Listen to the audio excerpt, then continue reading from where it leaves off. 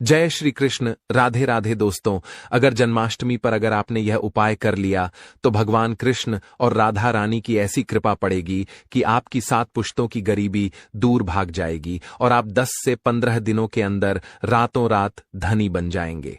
Video शुरू करने से पहले ही आप सभी से अनुरोध करूंगा कि इस वीडियो को अंत तक जरूर देखिएगा। आपका भाग्य ना बदल जाए तो मुझे बताना, लेकिन वीडियो को पूरा जरूर देखना। और सबसे पहले भगवान कृष्ण की वीडियो को लाइक कर दीजिए। और अगर आप भगवान कृष्ण से, राधा रानी से प्रेम करते हैं तो कमेंट सेक्शन में जय श्री कृष्ण राधे राधे जरूर से लिख दीजिएगा। देखिए दोस्तों, यह जो जन्माष्टमी है वह साल में सिर्फ एक बार आती है, बार बार नहीं आती है। पूरे 365 दिन इंतजार के बाद यह तिथि आपको मिलती है। इसलिए इस उपाय को भ्रम से बिल्कुल मत कीजिएगा। और भगवान कृष्ण और राधा रानी का उपाय है तो इसे हल्के में लेने की गलती भी मत कीजिएगा, क्योंकि यह उपाय आपकी बंद किस्मत की चाबी की तरह काम करेगा और इस चाबी को आप हासिल जरूर कीजिएगा। दोस्तों, पंचांग के अनुसार इस साल भाद्रपद माह में कृष्ण पक्ष की अष्टमी तिथि की शुरुआत 15 अगस्त की देर रात 11:49 पर होगी। वहीं अष्टमी तिथि का समापन 16 अगस्त की रात 9:34 पर होगा, यानी कि जन्माष्टमी का व्रत 15 अगस्त को ही रखा जाएगा।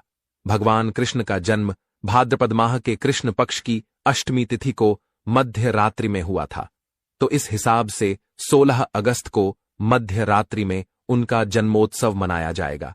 इसलिए 15 अगस्त को जन्माष्टमी का व्रत रखा जाएगा और 16 अगस्त को जन्मोत्सव मनाया जाएगा। आप सभी को पता है कि हमारे कन्हैया का जन्म भाद्रपद की अष्टमी तिथि को रोहिणी नक्षत्र और चंद्रमा वृषभ राशि के मध्य रात्रि में हुआ था और उनके जन्म लेते ही दिशाएं स्वच्छ और प्रसन्न एवं समस्त पृथ्वी पर मंगलमय होना प्रारंभ हो गया था। विष्णु के अवतार श्री कृष्ण के प्रकट होते ही जेल की कोठरी में प्रकाश फैलने लगा था। कृष्ण के प्राकट्य से स्वर्ग में देवताओं की धुन और पूरे ब्रह्मांड में उनका गान प्रारंभ हो गया। हर तरफ खुशियां मनाई जा रही थीं। शास्त्रों में जन्माष्टमी व्रत के महत्व को 1001 एकादशी व्रत के समान माना गया है, यानी कि 100 बार गंगा स्नान करने का जो पुण्य मिलता है, मात्र एक जन्माष्टमी व्रत करने से आपको प्राप्त हो जाता है। जाप का अनंत गुणा फल प्राप्त होता है और जन्माष्टमी के दिन ध्यान, जाप और रात्रि में जागरण का विशेष महत्व होता है। इसलिए जन्माष्टमी को रात में जागरण करके भगवान के भजन कीर्तन करने चाहिए। भविष्य पुराण में ऐसा लिखा हुआ है कि जिस घर में भी भगवान श्री कृष्ण का व्रत किया जाता है, वहां अकाल मृत्यु, गर्भपात या फिर किसी भी मां के बच्चे गर्भ में नहीं मरते हैं। वैधव्य, दुर्भाग्य तथा कलह ऐसे घर में कभी नहीं होता है जो एक बार भी इस व्रत को कर लेता है। और वैकुंठ की प्राप्ति उसे मरणोपरांत प्राप्त होती है। उसे श्री कृष्ण का आशीर्वाद प्राप्त होता है। वह प्राणी संसार में सभी सुखों को भोगकर विष्णु लोक में ही निवास करता है। तो ऐसे पावन दिन पर आप मात्र एक इस डाली को अपने घर ले आइएगा। छप्पर फाड़कर आपके घर में पैसे रुपए पड़े ही रहेंगे। आप गिनते गिनते थक जाएंगे, लेकिन पैसे रुपयों की बारिश आपके जीवन में 7 पुश्तों तक खत्म नहीं होगी। आप सभी से एक बार फिर से अनुरोध है कि इस वीडियो को 10 से 15 मिनट का समय निकालकर पूरा अंत तक देख लीजिएगा दोस्तों, क्योंकि हिंदू धर्म में भगवान श्री कृष्ण की पूजा सभी संकटों से निकालकर सुख, समृद्धि और मन वंचित वरदान को देने के लिए ही आती है। तो आप सभी इस दिन मेरे द्वारा बताए गए इस उपाय को जरूर कीजिएगा, क्योंकि साल भर में यह एक अकेला ऐसा मौका आता है जो आपके दुर्भाग्य को सौभाग्य में बदल दे और आपके सौभाग्य की चाबी बनकर आया है, किस्मत के ताले को खोलने के लिए आया है। तो बहुत ही ध्यान से हर एक बात को सुनिएगा। भगवान कृष्ण की वीडियो को लाइक करके कमेंट सेक्शन में जय श्री कृष्ण राधे राधे जरूर लिखिएगा। तो देखिए, सुख, समृद्धि और सौभाग्य के वरदान के साथ ही आई है। जन्माष्टमी के दिन आपको सबसे पहले प्रातःकाल जल्दी उठकर स्नान आदि से निवृत्त होकर स्वच्छ वस्त्र धारण करने हैं और इसके बाद पूर्व या फिर उत्तर की ओर मुख करके व्रत का संकल्प लें। अगर आपने भगवान श्री कृष्ण की मूर्ति या प्रतिमा को नॉर्थ ईस्ट में लगाया है तो आप मानकर चलिए आपके जीवन में धर्म युद्ध में अगर आप खड़े हैं या कर्म क्षेत्र में खड़े हैं या फिर किसी भी प्रकार की दुविधा में फंसे हुए हैं, तो वहां आपकी जीत बिल्कुल ही सुनिश्चित है।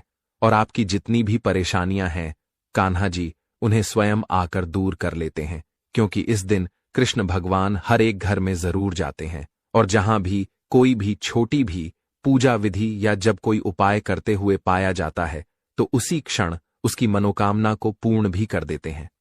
माता देवकी और भगवान श्री कृष्ण की मूर्ति या चित्र पालने में स्थापित कीजिए और पूजन में देवकी, वासुदेव, बलदेव, नंद बाबा, यशोदा आदि देवताओं के नाम जपें।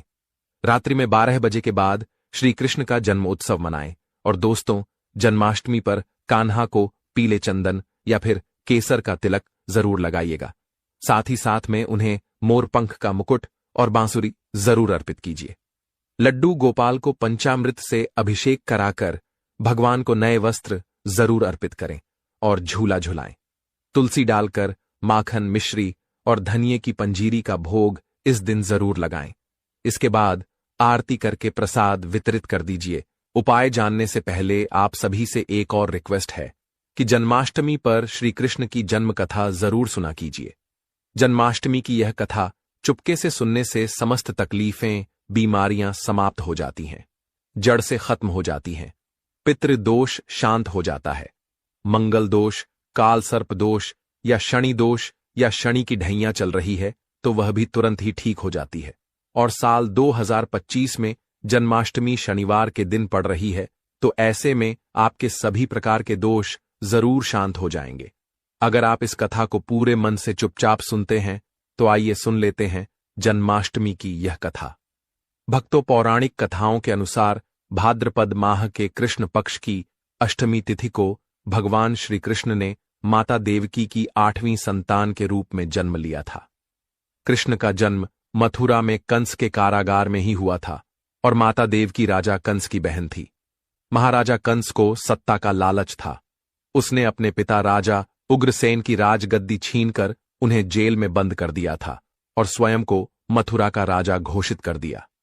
राजा कंस अपनी बहन देवकी से बहुत प्रेम करता था।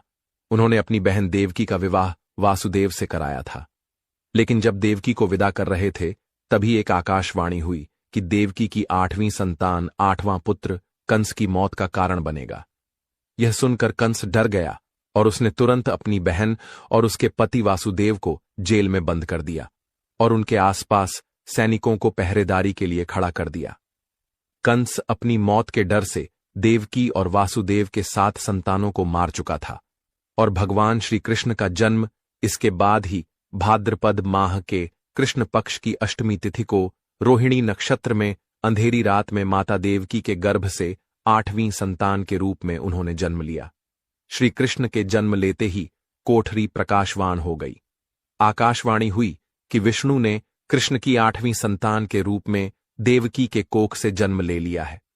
आकाशवाणी में यह भी कहा गया कि वासुदेव जी, आप गोकुल में जाकर बाबा नंद के पास भगवान श्री कृष्ण को छोड़ आए और उनके घर में जन्म ली हुई कन्या को अपने साथ यहां पर ले आए। इसके बाद वासुदेव की हथकड़ियां धीरे धीरे खुलने लगीं और सभी पहरेदार भी सो गए। कान्हा को एक टोकरी में बाल गोपाल की तरह रखकर सिर पर रख लिया और फिर गोकुल की ओर चल पड़े। कान्हा को गोकुल धाम ले जाने में वासुदेव जी को कई मुसीबतों का सामना करना पड़ा। यमुना नदी में कृष्ण जी के चरणों को स्पर्श करने के लिए तूफान उमड़ पड़ा, लेकिन जैसे ही चरणों को स्पर्श किया फिर वह तूफान अपने आप ही शांत पड़ गया। इसके बाद वे कान्हा को बाबा नंद के पास छोड़ आए और गोकुल से कन्या को लेकर वापस लौट आए। जेल अपने आप बंद हो गए और उनके हाथों की हथकड़ियां भी अपने आप ही लग गईं। कन्या के रोने की आवाज सुनते ही सभी पहरेदार उठ गए। कंस बंदीगृह आया और वह कन्या को देवकी और वासुदेव की 8वीं संतान समझकर उसे मारने चला, लेकिन वह आकाश में उड़ गई और फिर से आकाशवाणी हुई कि कंस को मारने वाला अब इस दुनिया में पैदा हो चुका है। बाबा नंद और उनकी पत्नी मां यशोदा ने कृष्ण जी का पालन पोषण किया।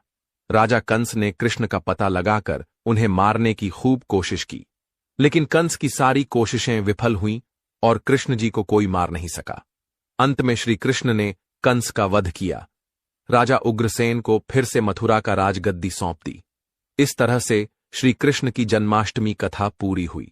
भक्तों, आगे बढ़ने से पहले आप सभी से निवेदन है कि आप मुझे यह बताएं कि आप हमारी वीडियो को भारत के कौन से राज्य और कौन से शहर या फिर गांव से देख रहे हैं। अपना नाम और राशि भी जरूर लिखिएगा, ताकि राशि अनुरूप जन्माष्टमी पर जो उपाय बनते पड़ेंगे वो मैं आप सभी को कमेंट सेक्शन में ही बता दूंगी। साथ ही भगवान श्री कृष्ण और राधा रानी की इस वीडियो को लाइक करके कि जन्माष्टमी के दिन हमें कौन सी गलतियां भूल से भी नहीं करनी चाहिए। तो देखिए, जन्माष्टमी के दिन तुलसी पत्तियां तोड़ने से हमें बचना चाहिए। दरअसल शास्त्रों में कहा गया है कि कृष्ण भगवान विष्णु के ही अवतार हैं और उन्हें तुलसी अति प्रिय है। ऐसे में इस दिन तुलसी दल को या फिर उनकी पत्नियों को नहीं तोड़ना चाहिए। आप जन्माष्टमी से एक दिन पहले ही तुलसी दल तोड़कर रख लें। बिना तुलसी के जन्माष्टमी का पर्व अधूरा है। भगवान श्री कृष्ण ऐसे किसी भी भोग को स्वीकार नहीं करते हैं जिसमें तुलसी पत्र न पड़ा हो। ऐसा भोग पाप के समान होता है, जहरीला माना जाता है। चावल खाना इस दिन बिल्कुल ही वर्जित होता है। इस दिन हमें चावल भी नहीं खाना चाहिए। एकादशी के दिन भी हमें चावल नहीं खाने चाहिए। लेकिन बहुत ही कम लोग जानते हैं कि जन्माष्टमी के दिन भी चावल खाना बिल्कुल वर्जित होता है। चाहे आप व्रत रखें या ना रखें, लेकिन जन्माष्टमी के दिन चावल खाना शुभ नहीं, बिल्कुल ही अशुभ होता है। इस दिन तामसिक भोजन भी नहीं करना चाहिए, यह भी बिल्कुल वर्जित होता है। ऐसे में इस दिन मांस, मदिरा, प्याज, लहसुन भी नहीं खाना चाहिए। इस गलती से भी लहसुन प्याज को खाने से भी आपके राहु केतु सक्रिय हो सकते हैं और जिसका दुष्प्रभाव आपको पूरे जीवन भुगतना पड़ सकता है। भगवान विष्णु और राहु केतु के बीच भीषण युद्ध हुआ था, इसीलिए इस कार्य से भी आपको बचना चाहिए। भगवान कृष्ण के किसी भी भक्त का या फिर इस दिन जो भी कोई व्रत रखता है या पूजा करता है, ऐसे व्यक्ति का हमें अनादर बिल्कुल भी नहीं करना चाहिए। किसी भी व्यक्ति का अनादर करने से बचना है। एक बार किसी व्यक्ति ने भगवान कृष्ण के भक्त का अनादर यानी कि अपमान कर दिया था। उसी क्षण भगवान कृष्ण ने अपने भक्त को श्राप दिया था। इसीलिए किसी का भी अपमान इस दिन ना करें। गाय को सताना या गाय को परेशान करना बिल्कुल भी इस दिन से करने से आपको बचना है, क्योंकि भगवान श्री कृष्ण की प्रिय होती है गैया। इसलिए उनका पालन पोषण या फिर ग्वाले के ऊपर भी हमें अनादर नहीं करना चाहिए। ऐसे में जन्माष्टमी के दिन किसी भी गाय और बछड़े को भूलकर भी नहीं सताना चाहिए, और बल्कि इस दिन गाय को चारा खिलाना, गाय की सेवा करना सबसे ज्यादा उत्तम और शुभकारी होता है। भगवान कृष्ण गाय के सबसे प्रिय माने जाते हैं। गाय माता को सबसे ज्यादा प्यार करते हैं, इसलिए गाय को इस दिन रोटी, फल वगैरह या मिठाई अवश्य ही खिलाएं। चारा भी जरूर खिलाएं। जन्माष्टमी के दिन केवल सात्विक भोजन ही करना चाहिए। जन्माष्टमी व्रत में दूध और दही से जुड़ी हुई चीजें जरूर ही खानी चाहिए। व्रत के दौरान ताजे फलों के साथ साथ में शेक, लस्सी, छाछ या फिर दूध का मजा ले सकते हैं। नारियल पानी भी पी सकते हैं। जन्माष्टमी के दिन पेड़ों को काटना भी अशुभ माना जाता है। इस दिन पीपल वृक्ष की सेवा करना, पीपल में जल देना, पीपल में दीपक जलाना भी सबसे ज्यादा शुभ होता है, और ऐसे में मनवांछित इच्छाएं भी आपकी पूर्ण होती हैं। अगर आप जन्माष्टमी तिथि के दिन पीपल वृक्ष के नीचे एक घी का दीपक जलाते हैं। दोस्तों, जन्माष्टमी के दिन ब्रह्मचर्य का पालन भी जरूर करना चाहिए। इस दिन पूरे पवित्र मन से, तन से भगवान श्री कृष्ण की पूजा